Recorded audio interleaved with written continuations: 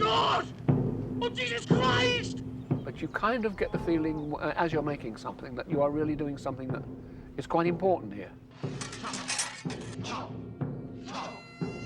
It's amongst the top 100 of British films of all time.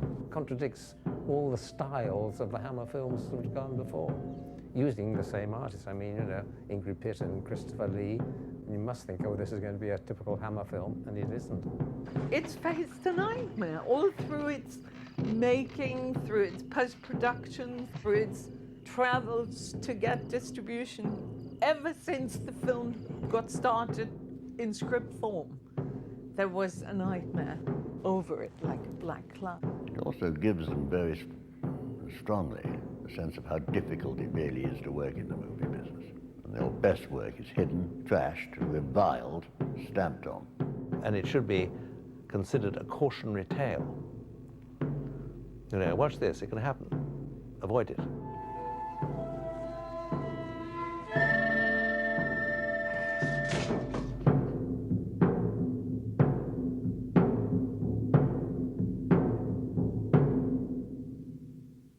I had, for quite an appreciable period of time, wanted to do a film in the, for want of a better word, horror movie genre, without it actually following in the rather tired footsteps of Hammer films. Tony was looking to do something with the horror genre that was a little more intellectual. Christopher was anxious to break away from what he'd done extremely well with, of course, all the classic horror stuff. We both liked horror films. We both crossed town to go and see the latest Hammer. But we felt that horror films, as they were being done at the time, were missing something. And it occurred to me that I had never actually seen a film on the nature of sacrifice. The old religion, which had gone underground for many centuries after Christianity came, and that it would be fun to try and conceive of a story where the old religion had reappeared. So we searched around for a story of that kind. So there was a consortium formed with Christopher Lee and Peter Snell, who was then the managing director of British Lion, and myself to do such a film. They had in mind a very unusual project, and they wanted me to play one of the leads. So I went there, and we chatted and talked. They weren't very specific, either of them. All that was discussed was the fact that they were going to write the part for me.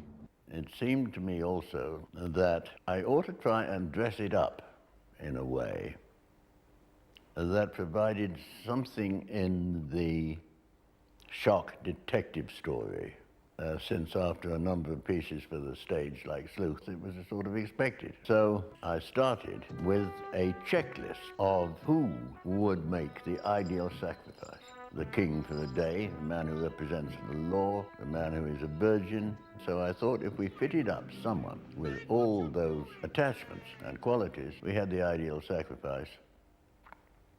And in order to put it into the shock ending, a very interesting, if age-old trick is to flip it on its back and suggest that the truth is diametrically opposed to what actually the truth is. And this is the case in this film, so that as we all know, the hunter is the hunted.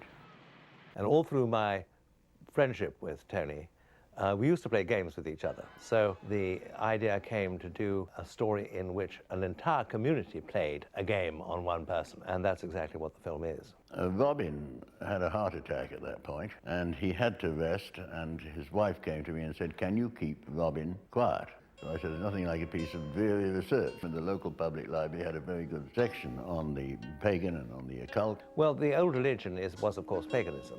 It was a propitiating religion, a religion where if you did nice things for the gods, they did nice things for you. It's a very, very compelling world, the pagan world. And so the more we researched, the more we realized that we were onto something that was original, unique, and very exciting.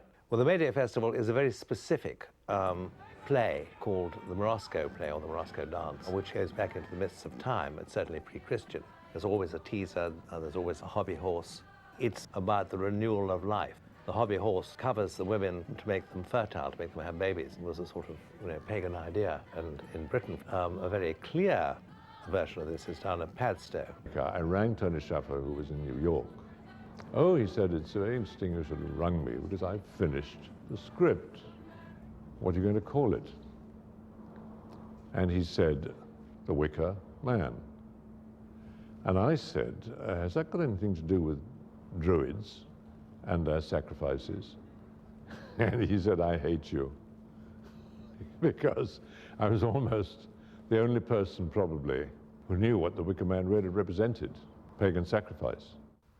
I think I was enormously impressed by the script, actually, because usually I used to read horror scripts, and this was not a horror script. This had so much depth. Rowan Morrison is a schoolmate of yours, isn't she? And that is her desk, isn't it? Well, isn't it? I think you ought to know. And you are the biggest liar of all. Well, originally, rumour has it that Peter Cushing was supposed to play Sergeant Howie, and Cushing said that Christopher Lee had asked him, and the only reason he didn't do it was because he had other commitments. I was responsible, I think, for Woodward because Callan was a big television series in England at the time, and he just was a great name for us. And it's always nice to give actors fun in what they're doing, to play somebody quite unlike that, slightly uptight Christian cop, which he did gloriously well. Britt Eklund, at the time, she was a celebrity and a good name for the picture and had all the qualities that you needed for Willow in terms of the temptations that she was about to put in front of Howie. The other thing is that using Christopher and Ingrid, in a way, made you expect things in the film that don't actually turn up, so it makes it more surprising what actually happens. Well, my part isn't very much, actually, you know. I mean, what can an informatic librarian do? You know, not very much, but I thought it'd be interesting to be involved in this kind of film because I thought at the time that it was going to be important. All the extras were local. We were outside the extras limit in London, well out, and so we used anybody and everybody who was willing to come and have a laugh. The people who lived in the area were absolutely tremendous. I mean, they really made the movie because in terms of, you had to have that crowd. A man called John Bentley, who was a young entrepreneur in the city of London, bought British Lion, I think with an eye on Shepperton Studios. And so everybody, when he bought British Lion, was very nervous that he was going to get rid of Shepperton, which was one of the great old studios in England. And so he beseeched me to get something into production as quickly as possible to put everybody's mind at rest that he was actually going to make films.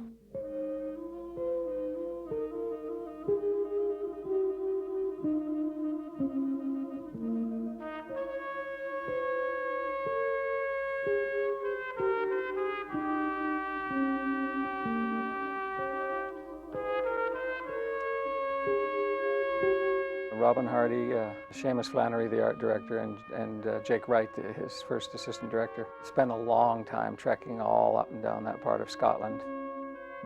Those three literally just disappeared and finally came back with some great pictures and tapes. You could see right away what the picture was going to look like. Locations were very carefully chosen, very apposite, and Seamus Flannery had a large hand, obviously, in finding the locations and adapting them. We just talked generally about locations and the kind of settings we were looking for and the kind of psychic and surreal interests he had in the symbolism of Celtic mythology. It is set in Beltane, spring, 1st of May, flowers are out, blossom on the trees, fertility rites, and we were men in suits decreed that we should be shooting it in Scotland in October and November. Problems, you can see. It was just freezing all the time because this is a springtime film and we were shooting October, November. And in Scotland, that's not funny, it's like Poland. I mean, I'm one of those Polacks who can't stand the cold. The crowds, we had to put ice in their mouths so their breath wouldn't steam. Cold it was. We were shooting in November and December, and it was supposed to be spring, so we had wonderful, wonderful sunshine at times, but we had unbelievable rain, snow, sleet. People had to travel almost every other day to a new location.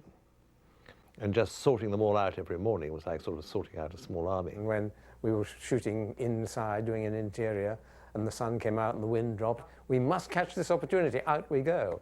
I mean, things like that happened, which, yes, you had to be on your toes. Great fun. As far as the actual shooting of the film was concerned, I thought it was a wonderful experience because I knew I was doing something quite extraordinary. Your lordship seems strangely unconcerned. I'm confident your suspicions are wrong, Sergeant. We don't commit murder up here. We're a deeply religious people. I got paid nothing, and I keep repeating that to people, and they don't believe it, but it is true. And I've got the contract which proves it. Anyway, sometimes you do things for love. I've always been told it was a low-budget production. Strangely enough, when I was working on it, it didn't seem to be. The point was that if they paid me my normal fee, and if they paid Peter Snell as executive producer his normal fee, and everybody else their normal fees, the budget would have been, you know, unrealistic, and they wouldn't have been able to make the film. I found that in Rowan Morrison's grave.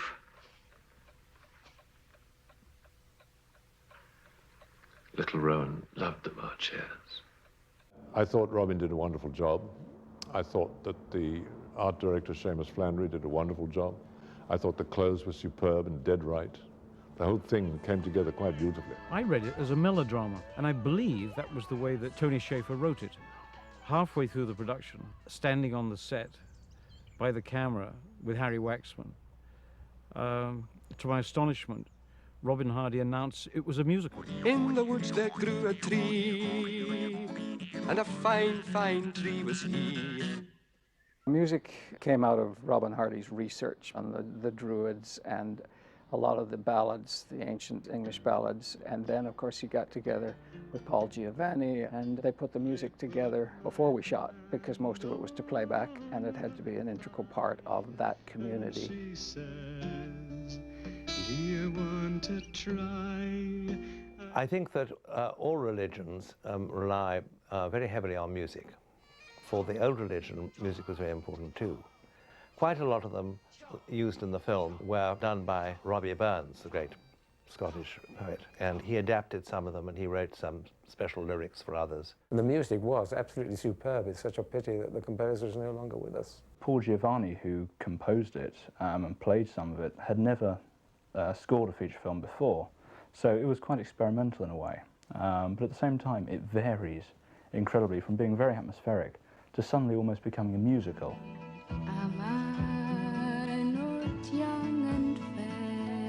Brett Eklund did this dance.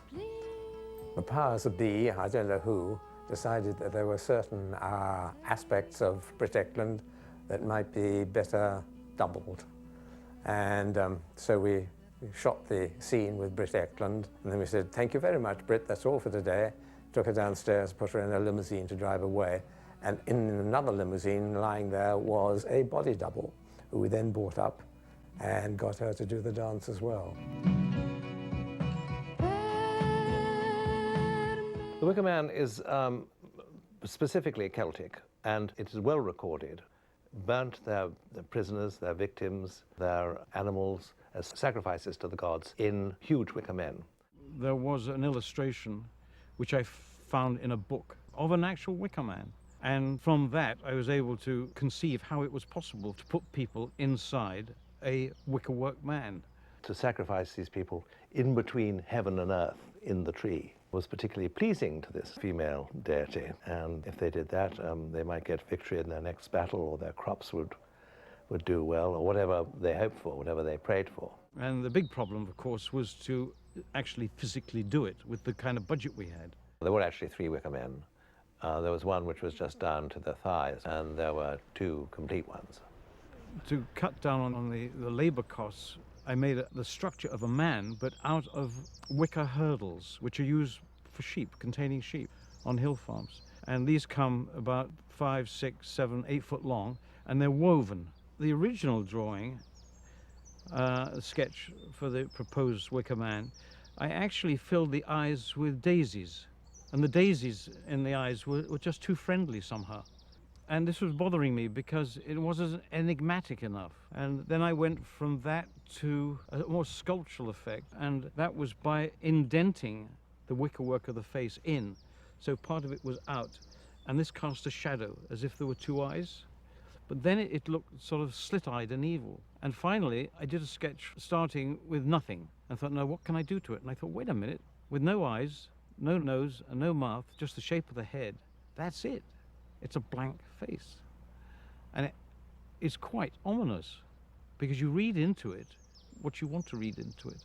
And I'm a great believer in leaving something for the audience to decide upon themselves. It wasn't just a question of the Wicker Man being ready, it was getting all the animals into them, which was a big deal. And there was a slight standoff with the RSPCA, the animal welfare people, who I think all along were a bit frightened that we were going to go mad and actually burn the poor animals. A rumor started that real animals were going to be burnt in the Wicker Man. And petitions drawn up, and animal rights people howling about all over the place. And I put out an inflammatory little notice that only cuddly, woolly animals were going to be burnt, but nothing else. And of course, they began to see they were being very stupid indeed. Awake, ye heathens, and howl! It is the Lord who hath laid waste your orchards! The final piece about spouting all this religious and biblical language to everybody was supposed to be done on a certain day, to be decided during a certain week, depending on the wind and the weather. When the weather suddenly came right for us to go out on Burrowhead to shoot the Wicker Man burning, and we just said to Edward, well, right, we're going to do it now. And there's no way I could learn it overnight, no way. We made out big cue cards for him. I won't call them idiot boards because it wasn't in this case. So I had to have these big, enormous boards, and there were sort of flags as well, hung around a part of a cliff, and then held up by guys. But he, I think, ad-libbed a great deal, and it's a marvellous bloody performance on his part. And ye shall all die! Accursed! And poor Edward must have gone through hell because we were all bitterly cold. He just had this shift on and he was barefoot. And he kept coming to me because I was sitting on the grass, pretending I was warm.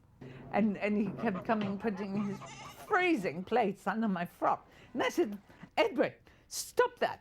They're going to take you and burn you. Your feet won't be cold then. The characters of the three leading actresses really come out when we were shooting the final burning scene on Burrowhead out on the cliff tops in November. And it was bitterly cold. Comes one moment when we have to reload the camera or something, pause for 2 or 3 minutes. So I told the wardrobe to take the coats out for the three leading actresses. And Britt Ekland just seized her coat, put it on. Diane Chalento said, thank you very much, and put her coat on. And Ingrid Pitt said, if the extras haven't got time to put their coats on, I haven't got time. Which I thought was, defines the three artists quite clearly. And obviously, it wasn't me in the very final stages of the Wicker Man, but it was me right up until the final stage, and that was pretty frightening, I must say. Poor Edward Woodward was shut up in the Wicker Man, and above him, one floor up above him, was a goat. And the goat was rather frightened, and when you're frightened, you urinate frequently. And poor Edward Woodward suffered here. It was very tricky, very dangerous, very worrying. However, you do these things when you're young. And everything happened right. I mean, the sun did what it was supposed to do, and the fire did what it was supposed to do, and the head toppled when it was supposed to. It's, my experience, very rare that all those things go right together, so we were dead lucky. Effectively, we finished shooting early December, early days of September '72. Michael Dealey and Barry Spikings, who were two producers in the industry in England at the time, joined British Lion and joined the board with a view to preparing it for sale to EMI. Peter Snell was fired, I think, from the British Lion, just as we reached the end of making the picture. And there is a general policy anyway with people in film studios that you tend to trash or abandon the projects of your predecessors to show how much better you are. The moment they came in, well, what have you been doing? Wicker Man we've been doing, Don't Look Now we've been doing. They began to look at the first assemblies of both those pictures and didn't like either of these pictures. And their reaction, of course, was sheer disbelief. They had been used to selling masterpieces like On the Buses and the Carry On films. This was altogether out of their league. So at that point, we had already finished the fine cut of the film, the director's cut. And a copy of it had already gone to Roger Corman, who Peter Snell very sensibly thought of as an ideal distributor for the film. He was at the time the king of the independent film community and really had mentored a lot of very successful directors that are with us today. We were distributing for Bergman, Fellini, Truffaut, a number of European directors, and I saw this picture as something that would be somewhere between an art film and a commercial film. And so he was just the one guy in America for this market who I felt could give us an idea of how this picture could be made to play, what approach we would take to marketing. On one level, it was a fantasy film with a little bit of horror. On another level, it was more intelligent than most of that type of film and could be sold not necessarily as an art film, but as sort of an upper bracket film, vaguely in that genre. And while no one got very rich getting distributed by Roger Corman, they got a good distribution. My biggest single regret with Wicker Man today, I guess, looking back, would be the fact that Roger Corman did not end up with the U.S. distribution rights for the picture, because he would have done a wonderful job. I wanted to distribute the film, and I gave what I thought was a reasonable advance. One of the majors put up more money. It was simply that. When Peter was removed, Roger's offer, which was, I think, quite a relatively small amount of money, but he was going to spend a lot of money on the distribution, was not acceptable to the new management, who wanted as much cash coming in as possible in order to maximize their sale to EMI. And then, in some sort of nasty, foot-stamping, little childish way, it seems to me, they were going to show that they didn't really care about the movie that British Lion had made, and and they didn't like it anyway. They didn't really understand it. And they called me up to the office and said, well, this is the situation. It's decided, they say categorically that the film is too long. And so they fiddled about with it like mad and took it out of the director's hands and made a very much shorter movie out of it. And it was either 13 or 15 minutes too long. I can't really remember which. And they said, well, go ahead and do it, and we want to get rid of this as soon as possible. The distributors asked us if the film was a little bit long and would we like it or still distribute it if it were shortened. And we said we thought it might be improved if it were shortened. It was a little bit long, but that we would take it either way. And so they simply buried the film. And that meant cutting it to the point where it would be much more difficult to distribute in the States. And selling it to a tax shelter group there, who they must have known would not really ever distribute it.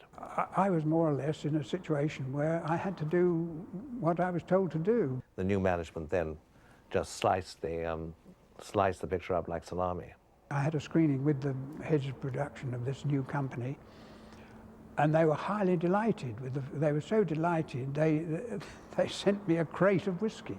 And I was very disappointed because the film had been gutted. All sorts of scenes that I remember that we shot and were not there.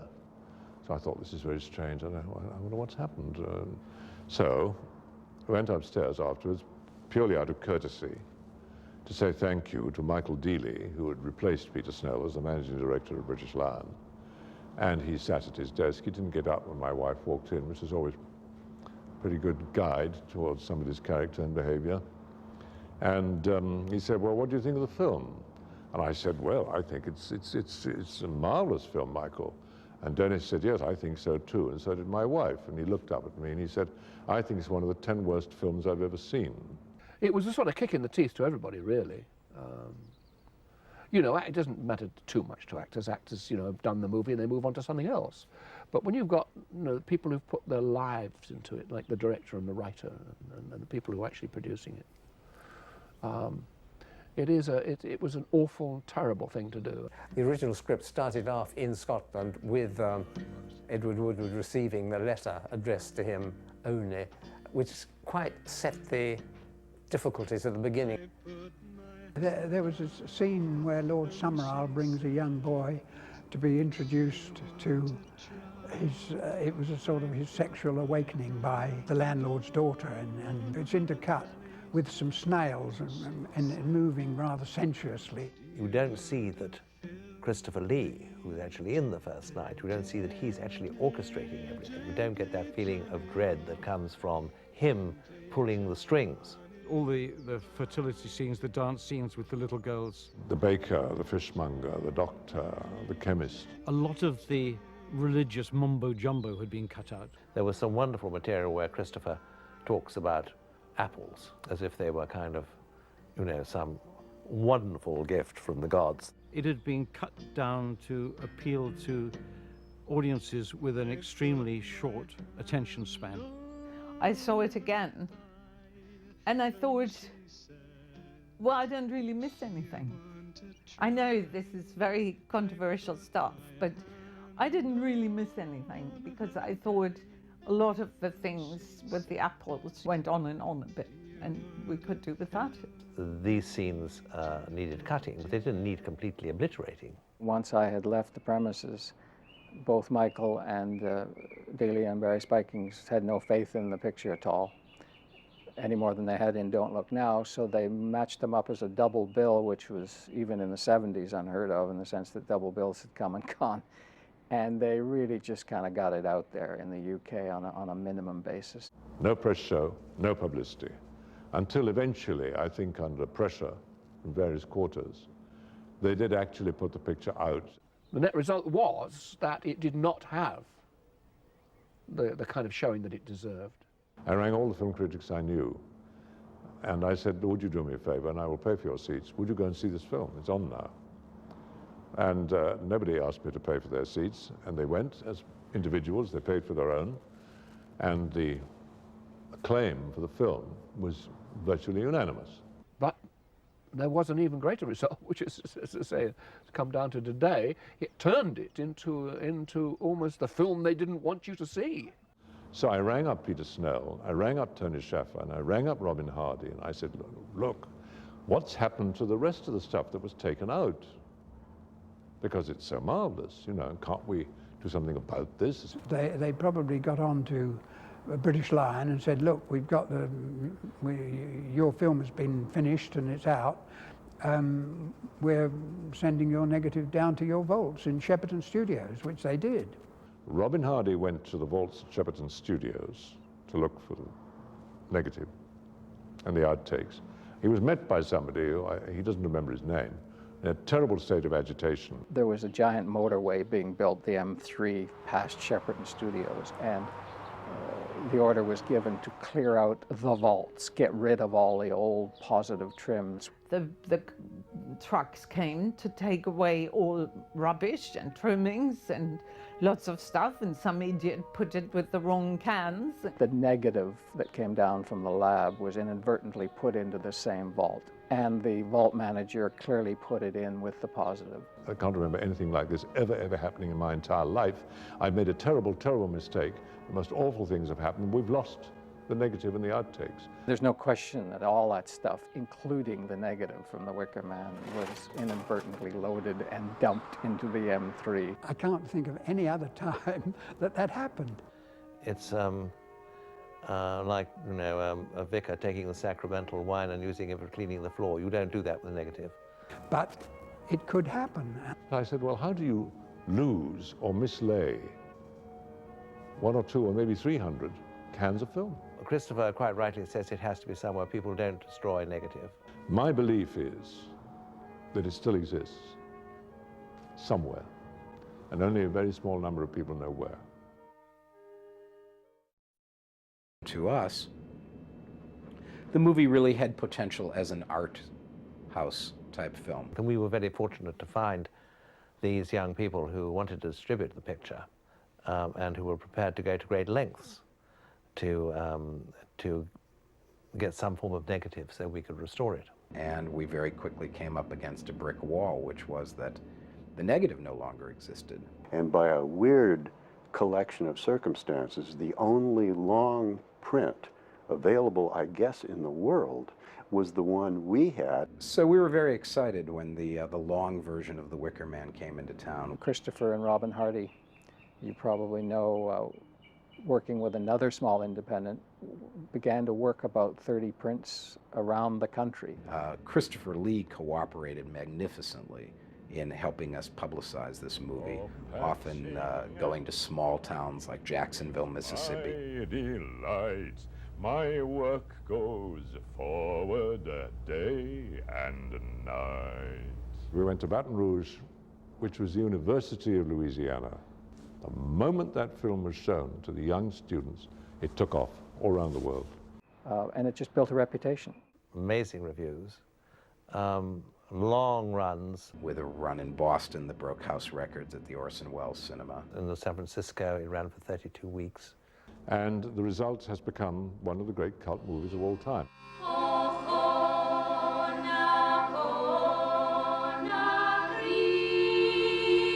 About 5 years ago, I think I went through a stage where I just watch it constantly. The whole popularity of the Wicker Man film is mushrooming, Yes, and it's finally gaining the recognition that it deserves. I could sit there, I could just say every line word for word. Like when I've been to the locations, I'll have, looked at the video and I'll have watched the location that I've just been to on the video time and time and time again. Yeah, it definitely runs into the hundreds.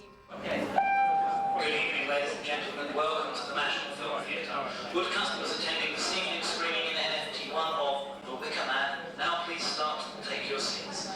The business, as you probably know, is run mostly by zombies who are overpaid and are so timid that all they can do is reproduce something that's already been done a trillion times. And so we were very fortunate that this picture, which had not been done a trillion times or even once, has succeeded. I think the cult of the Wicker Man has grown simply because I can't, in the 28 years since we made it, think of another picture that was remotely similar. I have said over the years that I think it's probably the best film I've ever been in. I didn't think it was Citizen Kane on the Battle of Britain, it was sort of quite a nice film. I think if it had a major release at the time, it would have been a reasonable success. I do not think, strangely enough, that it would have been the success it is. I think that the whole history of that movie is part of its strange credibility. This vehemence in slogging to get distribution and paying money and the amount of people deceiving each other in the process of it. Yes, I am actually quite amazed that the Wicker Man is still around. And I suppose the greatest thing that can happen to an actor is even if just once in his life or her life, you do something that lasts. Well, I think the film is timeless in a way. So that's a great warm feeling.